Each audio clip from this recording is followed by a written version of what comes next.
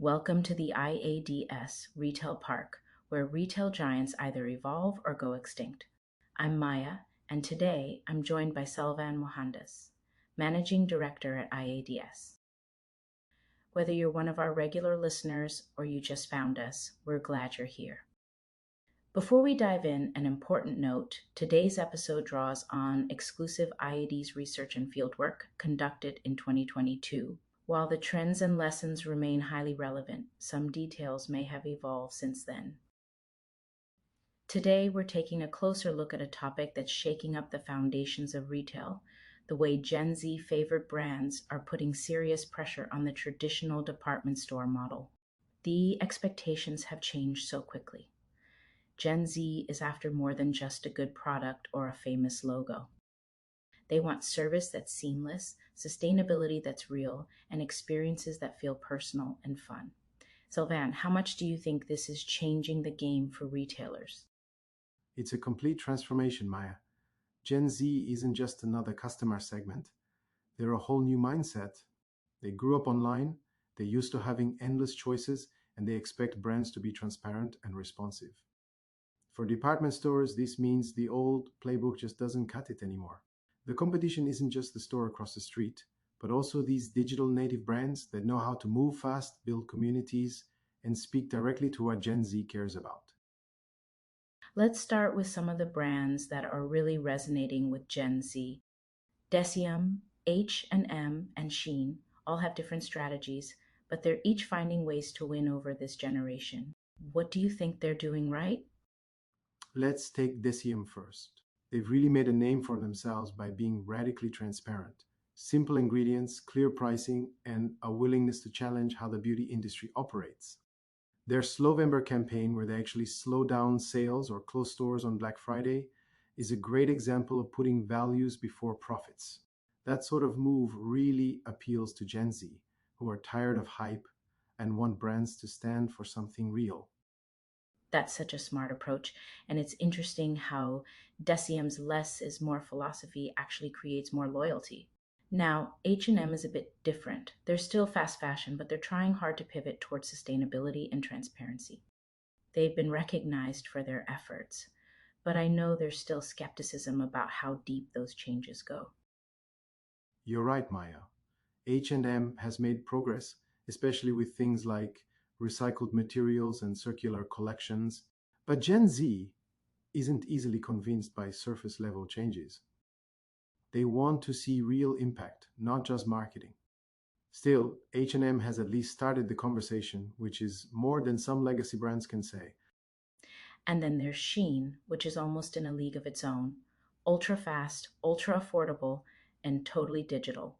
They're launching new products constantly, and their marketing is everywhere, especially on TikTok.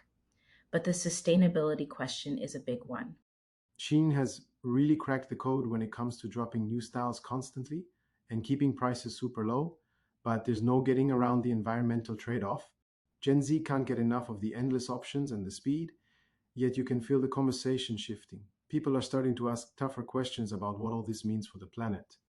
It's that classic push and pull between wanting things fast and cheap versus doing what's right, and it's making retailers everywhere, department stores included, take a hard look at how they operate and what they stand for. Let's dig into what Gen Z actually wants. It's clear that price matters, but it's not the only thing. What else is driving their choices? Affordability is definitely a big factor, but Gen Z is also looking for brands that align with their values. They want to feel good about what they buy, whether that's because it's sustainable, ethical, or just genuinely cool. Speed is another huge driver. Fast delivery, easy returns, and always something new to discover. But above all, they want authenticity. They can spot inauthentic messaging a mile away, and they're quick to call out brands that don't walk the talk. And that means department stores can't just put up a sustainable sign or launch a flashy campaign. They have to back it up with real action: circular fashion, resale, and meaningful community engagement. You said it. Gen Z really wants brands to be upfront and genuine, not just chasing whatever's trendy this month. They're looking for real progress, and when a brand actually puts in the effort, they're more than happy to show their support.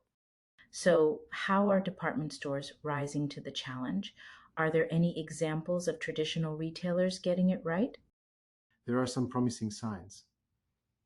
Galeries Lafayette and Printemps in Paris have both launched dedicated circular fashion floors, spaces for vintage resale, upcycling, and responsible brands.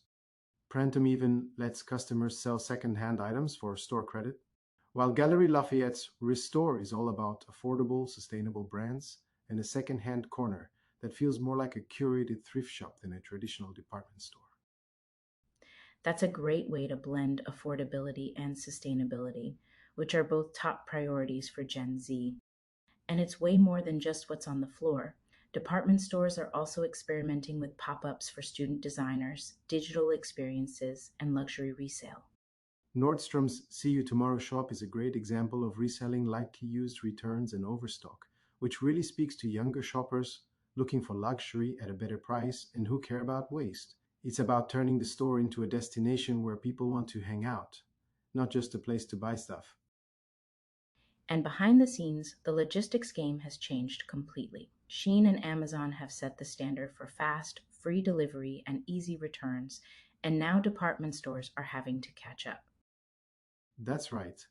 El Corte Inglés, for example, has launched its own logistics subsidiary to compete with DHL and FedEx, giving them more control and agility. Retailers are also rethinking inventory models. Farfetch's pre-order service lets customers buy looks weeks in advance so brands only produce what's needed. That reduces waste and gives retailers better data on what will actually sell. So it's not just about having the right products, but also about how quickly and efficiently you can get them into customers' hands. Gen Z expects a seamless experience from browsing to checkout to delivery. Exactly, Maya. And if you can't deliver on speed and convenience, you're going to lose out to brands that can. Let's talk about what department stores need to do to win Gen Z's loyalty. It sounds like it's about more than just products. It's about building a sense of community and offering experiences that go beyond shopping. That's a big part of it. Department stores need to create spaces that feel curated and welcoming, with events, workshops, and pop ups that make young shoppers feel at home. They need to offer affordable, sustainable options, but also foster a sense of belonging and excitement. And they have to be willing to evolve constantly, learning from Gen Z brands, adapting quickly, and never getting too comfortable. It's almost like the department store of the future is part marketplace, part community hub, and part laboratory for new ideas. The stores that succeed will be the ones that can blend heritage with innovation and tradition with experimentation. You nailed it, Maya. There's a lot on the table, big opportunities and big challenges alike. Department stores have to double down on digital sustainability and logistics, all while keeping their core identity intact. It's a tricky balance to strike, but the payoff can be huge. As we look ahead, what's your advice for department stores trying to win over Gen Z? Don't be afraid to experiment. Try new formats, bring in new brands, and listen to what your customers are asking for. Be transparent about your progress and your setbacks. And remember, Gen Z is looking for brands they can trust and engage with. If you can build that trust, you'll have a loyal customer base for years to come. And the risk of standing still is just too great.